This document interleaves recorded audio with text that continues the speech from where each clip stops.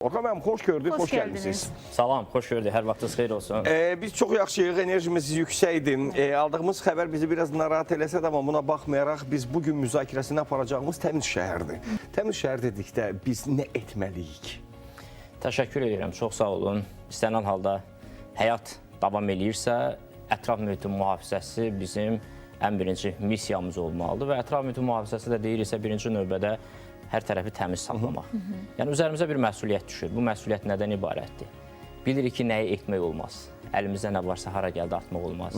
Meşəyə gediriksə, burada davranışlar nədirsə biz bunu etməliyik. Şəhərdə isə biz bunu etməliyik. Bunu hər kəs bilir.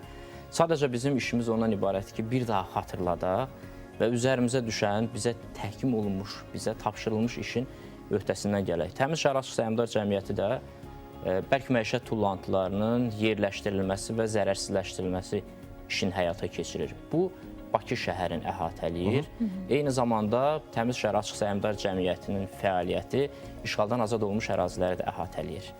Yəni, ilk orada fəaliyyət göstərən dövlət qurumlarından biri də məhz Təmiz Şəhər Açıq Səhmdar Cəmiyyəti olmuşdur və hal-hazırda da bu fəaliyyət uğurla və böyük qürur hissi ilə davam eləməkdədir.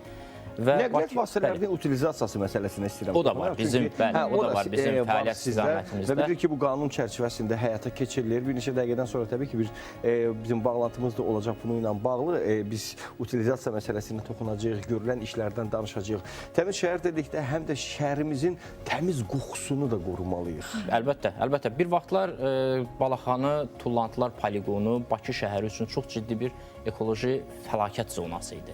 Amma hal-hazırda o ərazidən keçəndə siz o problemi görə bilməzsiniz.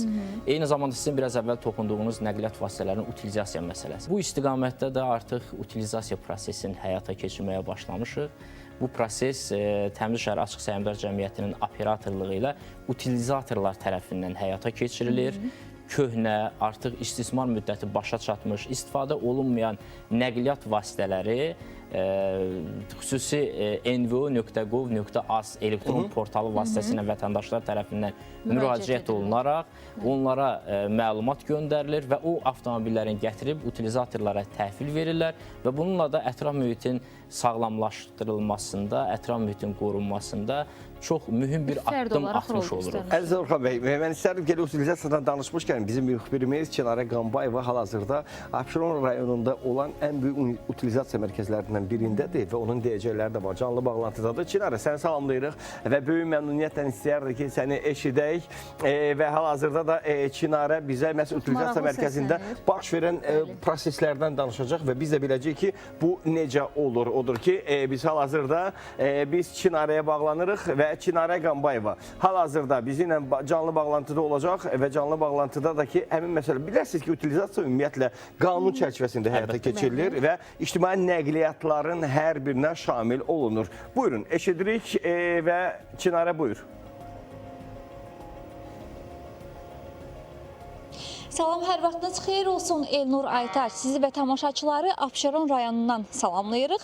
Hazırda stüdiyada müzakirə etdiyiniz mövzunun davamı olaraq ətraf mühitin mühafizəsində mühüm rol oynayan utilizasiya prosesindən danışmaq üçün buradayıq. Bilirsiniz ki, ətraf mühit üçün təhlükə mənbələrindən biri də məhz köhnə nəqliyyat vasitələridir. Eyni zamanda onlar yollarda hərəkət təhlükəsizliyi baxımından da müəyyən problemlər yaradır və elə bu problemlərin aradan qaldırılması üçün istismar müddəti başa çatan və istifadəyə yararsız nəqliyyat vasitələri ötən ilin oktyabr ayından başlayaraq utilizasiyaya qəbul edilir. Hazırda biz Abşeron rayonunda fəaliyyət göstərən nəqliyyat vasitələrinin utilizasiyaya qəbul edildiyi məntəqələrdən birindəyik və müsahibim Təmiz Şəhər Açıq Səhmdar Cəmiyyətinin şöbə müdiri Mirzə Laçınovla bu haqda danışacağıq. Mirzə müəllim, artıq bir ilə yaxındır ki, utilizasiya proqramı davam etdirilir və bu müddət ərzində neçə nəqliyyat vasitəsi təhvil alınıb utilizasiya üçün və ümumiyyətlə bu qaydalardan danışaq. Qaydalar hansılardır və bu qaydalar, bu utilizasiya prosesi vətəndaşlar üçün necə səmərəli olub bu müddət ərzində və içəridə utilizasiya prosesi gedir. Mən istəyərdim ki, siz bizim suallarımızı cavablandırarkən yavaş-yavaş o istiqamətə doğru addımlayaq və utilizasiya prosesini də canlı olaraq tamaşaçılara göstərək. Buyurun. Nəqliyyat vasitələrinin utilizasiyaya qəbuluna qeyd elədiyiniz kimi, keçən ilin oktyabr ayının 15-dən etibarən başlanılıbdır. artıq 11 mindən yuxarı nəqliyyat vasitəsi utilizasiya üçün qəbul edilib. Hal-hazırda 3 utilizator fəaliyyət göstərir. Hal-hazırda bizim ərazisində olduğumuz utilizator 3-cü qeydə alınmış utilizatordur. Abşeron rayonu ərazisində nəqliyyat vasitələrinin utilizasiyasını həyata keçirir. İyul ayının əvvəlində test rejimində fəaliyyətə başlayıbdır və artıq bugünü də nəzərə almaqla iyul ayının 29-undan etibarən 2 ay ərzində 350-dən yuxarı nəqliyyat vasitəsi sırf bu məntəqədə utilizasiyaya qəbul olunubdur. Nəqliyyat vasitələrinin utilizasiyaya qəbul qaydaları ilə bağlı isə qeyd eləməliyik ki, ilk növbədə nəqliyyat vasitəsi dövlət qeydiyyatından çıxarılmalıdır və artıq proseslərlə yanaşı bir ildən yuxarı müddətdə fəaliyyət göstərən NBU.gov.az portalı vasitəsilə sistemdə müraciət ünvanlanmalıdır, müvafiq utilizator da növbə tutulmalıdır və müəyyən olunan vaxtda nəqliyyat vasitəsi həmin utilizatora akt əsasında təhvil verilməlidir. Proses aktlaşdırıldıqdan sonra isə 2 iş günü ərzində nəqliyyat vasitəsini utilizasiyaya verən şəxsə təsdiq edici sənəd verilir və həmin təsdiq edici sənəd artıq ərizəçi üçün 2 seçim imkanı yaradır. Birinci imkan yerli istehsal yeni nəqliyyat vasitəsinin alınması zamanı güzəştin istifadə olunmasıdır. Digər bir imkan isə nisbətən aşağı həcmdə 70% məbləğində həmin güzəşt məbləğinin bir dəfəlik ödənişdən faydalanmadır. Təbii ki, bu tətbiq olunan stimullaşdırıcı amillər vətəndaşların utilizasiya proseslərinə olan marağını da kifayət qədər artırıbdır.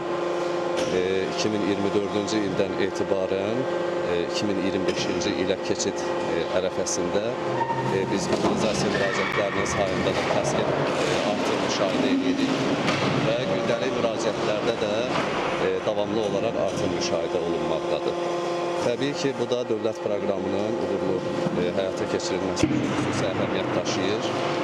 Bildiyiniz kimi, dövlət proqramının qarşıya qoyduğu əsas məqsədlər ətraf mühitin mühafizəsi, eyni zamanda yol hərəkətinin təhlükəsizlik səviyyəsinin yüksəldilməsi və həmçinin yerli istehsalın stimullaşdırılması olmuşdur və hal-hazırda da utilizasiya proseslərinin müsbət tendensiya ilə davam edilməsi qarşıya qoyulan məqsədlərə çatmaq üçün xüsusi əhəmiyyət daşıyır. Çox sağ olun Mirzə müəllim. Mən tamaşaçılara da qeyd etmək istəyirəm ki, fonda izlədiyiniz proses məhz utilizasiya prosesidir və burada qeyd etmək istəyirəm ki, utilizasiyadan əvvəl nəqliyyat hissələrinin sökülməsi prosesi gedir. Və elə Mirzə müəllimə son bir sualım ondan ibarət olacaq ki, Mirzə müəllim, bölgələrdə utilizatorlar fəaliyyət göstərirmi ümumiyyətlə hazırda?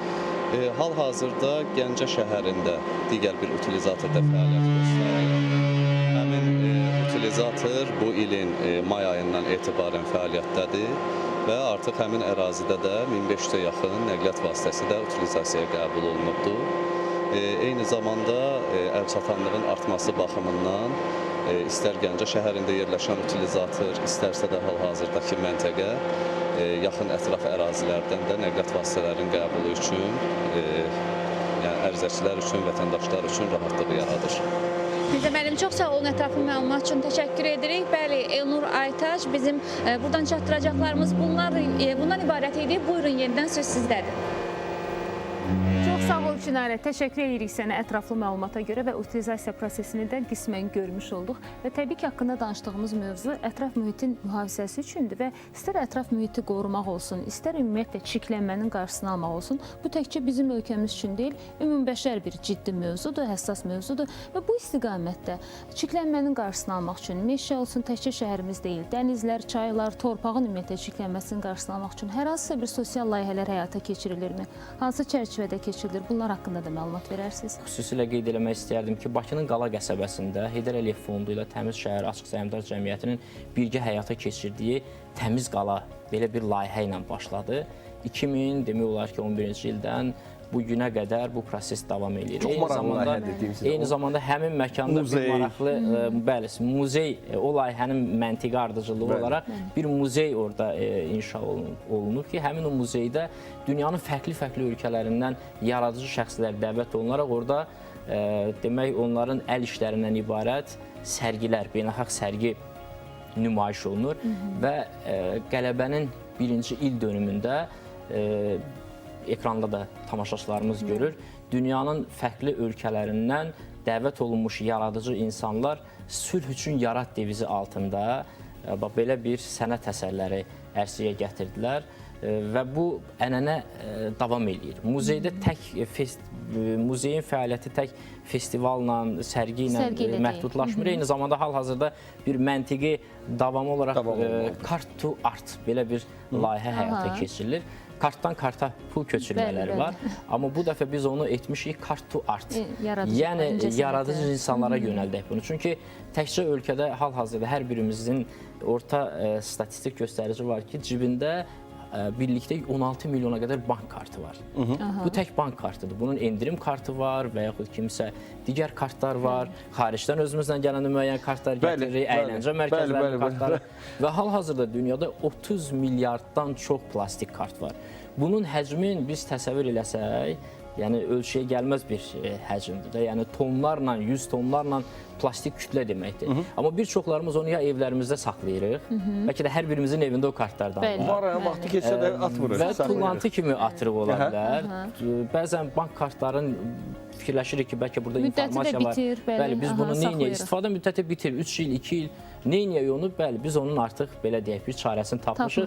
Xüsusi qutular yerləşdirilib şəhərin müxtəlif məkanlarında, hətta Azərbaycan Dövlət Televiziyasında da biz o qutuları böyük məmnuniyyətlə verəcəyik ki, bu bank kartların həmin o qutulara ataraq vaxtı keçmiş bank kartları. Vaxtı keçmiş, istifadə olunmayan evlərdə, və onlarda nə hazırlanır? Onları biz dost yaradıcılıq, inkişaf və inklüziv mərkəzdə əlilliyi olan insanlara yönəldəcək. Onlar çünki yaradıcı insanlardır. Onların düzəltdikləri əl işlərindən ibarət sərgi, həmin o muzeydə sərgi həyata keçiriləcək. Bu əslində nəyə xidmət edir? Həm tullantıları azaltmağa xidmət edir. Eyni zamanda insanlara bir mesaj vermiş olur ki, yəni biz adi bir çöpü belə, əgər bir plastik çöpdürsə belə, bunu təyinatı üzrə yerə atmalıyıq. Bu kartı belə biz təyinatı üzrə atsaq, o görün ətraf mühit üçün minimum təsir göstərər və biz nədəsə xidmət eləmiş olaraq. Hansısa Azərbaycan televiziyasında bir güşəni plastik kartlardan ibarət bir sənət əsərinin bəzəməsi 100 illərlə o plastik kart orada qalacaq, bizim zövqümüzə oxşayacaq, amma torpağa düşdüyü halda 300 il, 400 il çürümə prosesi heç bəlkə gedəcək, getməyəcək, bu şübhə altındadır. Digər bir çox fəaliyyətlərimiz var ki, bu fəaliyyətlərdən biri də ən böyük fəaliyyət bərk məişət tullantılarının zərərsizləşdirilməsi mərhələsidir və təkrar emal. Balaxanı Sənaye Parkı fəaliyyət göstərir, Təmiz Şəhər ASC-nin təsərrüfat sahələrindən biridir. 56 milyon manat investisiya qoyulub, hansı ki sahibkarlar tullantılardan təkrar emal üçün bu prosesdə iştirakçıdırlar. 1300-ə qədər insan yeni iş yerində ümumilikdə 360 milyon manat dəyərində məhsul istehsal edib 2017-ci ildən bugünə qədər. Və hətta həmin məhsullar xarici ölkələrə ixrac olunub. Amerika Birləşmiş Ştatları, Avropa ölkələri, MDB ölkələri və s. Burada nələrdir? Sual yarana bilər ki, nə hansı məhsullarda ixrac olunur? Biz hər birimiz evlərimizdə yuyucu vasitələrin yəqin ki, o qabların sonraki dönəmdə atırıq. Amma halbuki ən dəyərli xam maldır. Sonraki mərhələdə sizin qara rəngdə gördüyünüz plastik taralar ki var, bax, Balaxanı Sənaye Parkında həmin o yeni bir məhsula çevrilir və təkrar sizin istifadənizə qayıdır. Kağız, yapışdırıcıların üzərinə sarındığı kağız var. Həmin o kağız sizin atdığınız təkrar emaldan əldə olunmuş kağızdır. İşlənmiş mühərrik yağları, sonraki mərhələdə onlar sürtgü yağlarına çevrilir. İşlənmiş qida yağları, hansı ki qızartmadan sonra həmin onlar biodizel üçün xam mal olaraq Avropa ölkələrinə ixrac olunur. Yəni milyonlarla manat dəyərində tullantılardan məhsullar əldə olunur. Və ən əsası isə Bakı şəhərinin tullantısı yandırılaraq, 500 min ton tullantı yandırılaraq Gəncə boyda şəhəri enerji ilə təmin edə biləcək gücdə enerji əldə edir. Ay, nə gözəl. Yəni, tullantları yandırılması zavodunda. Sizə təşəkkürlərimizi bildiririk. Çünki hər bir dediyiniz cümlənin içində gözlərinizdəki o işıltı bizə işinizi nə qədər böyük sevgi ilə yanaşmanızdan danışır. Və təbii ki, sizinlə bərabər çalışan və Azərbaycanımızın, Bakımızın təmizliyi naminə işlər görən insanlar var və buradan da elə fürsətdən istifadə edib üzümüzü tutmaq istəyərdik tamaşaçılarımızı, gəzici tamaşaçılarımız. Zibil qutularını görərkən orada görürsünüz ki, çeşidlər çeşidləmək üçün xüsusi qutular var, xüsusi rənglərdə. Xahişlərdir ki, elə o tullantılarınızı atarkən o çeşidləyib açsanız daha yaxşı ola bilər. Və mən bilirəm ki, bu işlərdə hətta sosial layihələrdə, tələbələr də, məktəblilər də qoşulublar, köməklik göstərirlər. Bütün bunların hər biri ilk növbədə vətəni sevməyimizə gətirib çatdırır. O ilk növbədə gəlin özümüzü sevək, vətənimizi sevək. Vətəni sevəndən sonra isə təmizliyimiz də öz növbəsində bütün dünyanın diqqətində olacaq. Çox sağ olun hər şey üçün. Mən təşəkkür edirəm. Çox sağ Xatırladaq ki, olun. qonağımız Təmiz Şəhər Açıq Səhmdar Cəmiyyətinin şöbə müdiri Orxan müəllim Cabbarov idi və çox dəyərli fikirlərinə görə, çox maraqlı məlumatlarına görə təşəkkürümü bildirirəm. Çox sağ olun Siz sağ gəldiyiniz üçün. Hazırda fasilədən sonra növbəti mövzuyla qarşınızda olacağıq.